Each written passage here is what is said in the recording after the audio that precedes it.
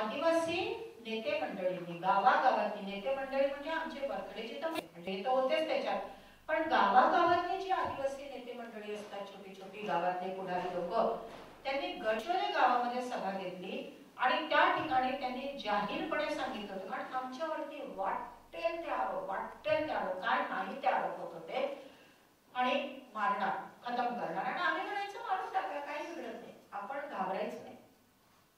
आम्ही म्हणायचं की कोणी जन्माला आलेला माणूस अमृतत्वाचा पट्टा घेऊन आलेला नाही, कधी ना कधी मारणार, तर ठीक आहे, गेलं तर नाही.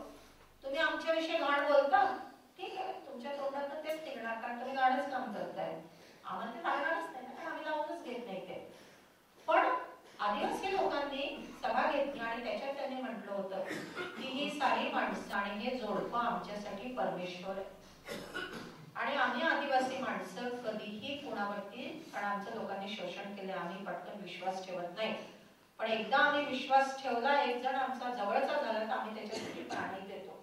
आणि त्यांनी ते काय ठणकावून सांगितलं गडचिरोली गावात, कारण जिल्ह्याच्या ठिकाणी गावागावात तुमचं काही झालं तरी जोपर्यंत त्या जिल्ह्याच्या हेडक्वार्टरला त्याचे नांदी उमटत नाही तोपर्यंत त्याची तीव्रता जिल्ह्यावर पसरत नाही.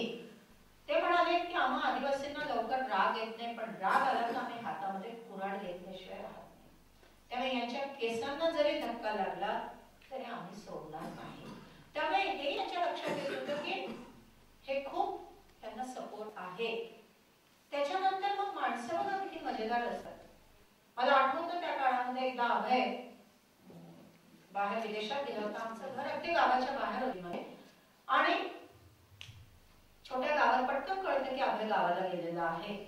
आणि एक दिवस रात्री ह्या दारू दुकानदारांनी आपली संघटना बनवली आणि त्याचे जे उपाध्यक्ष अध्यक्ष त्यांनी त्या दिवशी गडचिरोलीत आमचं ऑफिस होतं तिथे इंदिरा चौकात, तिथे सभा झाली. संध्याकाळी 4 वाजता अभय तेव्हा गावात नव्हता, माईक आमच्याचकडे लावून की तुम्ही डॉक्टर मंडळी आहो, डॉक्टरकीचं काम करा, रोगांची सेवा करा, फालतू कशाला दारूच्या बाबतीत तुम्ही, हे तुमचं काम नाहीये, आणि आता जर तुम्ही हे काम कराल हे बंद करा, नाही तर आम्ही आता तुमचे मुर्दे पाडल्याशिवाय, आता खूप झालं तुमचं, बास झालं, आता मुर्दे पाडूच आम्ही. म्हणून त्या दिवशी संध्याकाळी 4 वाजताच ते सारं झालं होतं आणि त्याच दिवशी रात्री जवळजवळ 11:30-12 वाजता आमच्या दारावरती नॉक झालं. आणि तेव्हा आमच्या घरामध्ये मोलकरीण वगैरे कोणी, म्हणजे घरात कोणी नव्हतं, फक्त मी आणि माझी 2 मुलं, आम्ही एवढंच, घरामध्ये कोणीच नसायचं बाकी.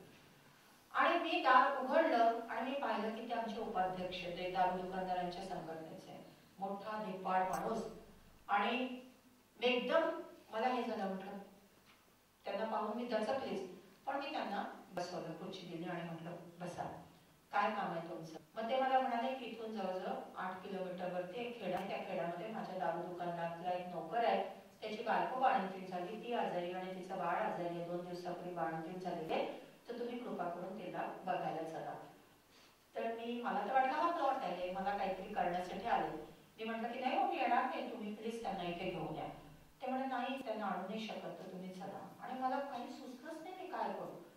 मग मी आतमध्ये गेले, मी काही कर्मकांड करत नाही, पण मी माझी परमेश्वर श्रद्धा आहे, आणि त्यामुळे आमच्या घरात एक कृष्णाची छोटीशी मूर्ती होती, मी त्याच्यासमोर जाऊन उभी राहिली, म्हटलं आता देवा मी काय करू. आणि मग माझ्या मनाने मला कॉल दिला की बाकी काहीही झालं तरी तू डॉक्टर आहेस पहिल्यांदा, आणि त्यामुळे तुझ्याकडे जर कोणी पेशंट म्हणून आला आहे तर तुझं जाणं हे कर्तव्य आहे. आणि म्हणून मग तेव्हा आनंद आणि अमृत झोपले होते. आनंदाला वाटतं 12-13 वर्षाचा असेल.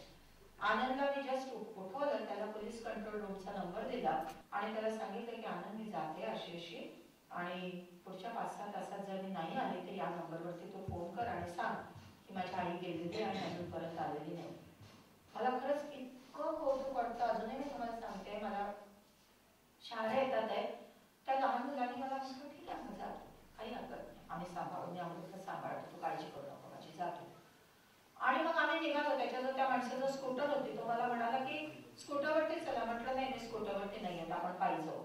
आणि मग हातामध्ये एका हातात स्टेथो, एका हातात टॉर्च, आणि तो माणूस आणि आम्ही दोघे जणांना, आज मी तुम्हाला एवढी जाडजूड दिसते ना, तेव्हा मी तशी नव्हती, मी बरीच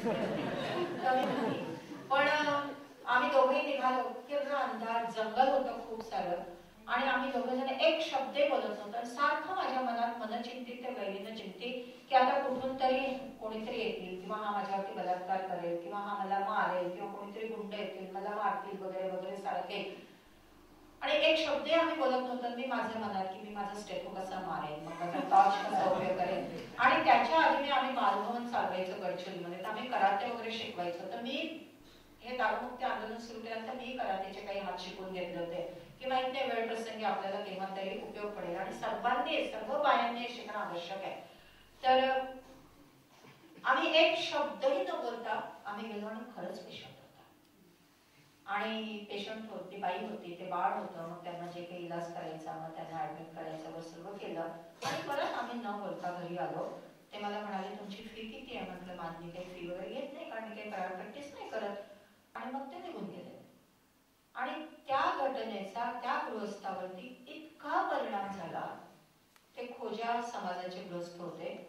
आणि मग दुसऱ्या दिवशीपासून त्यांनी गावामध्ये सर्वांना सांगायला सुरुवात केली, त्यांच्या लोकांना त्यांनी सांगायला सुरुवात केली की नाही, त्या बाईने मला घरामध्ये घेतलं आणि त्या आल्यात माझ्यासोबत.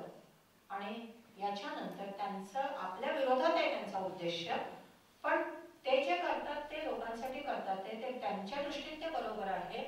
आणि त्यामुळे आजपासून त्यांचं चारित्र्य हनन बंद, त्यांना धमक्या देणं बंद.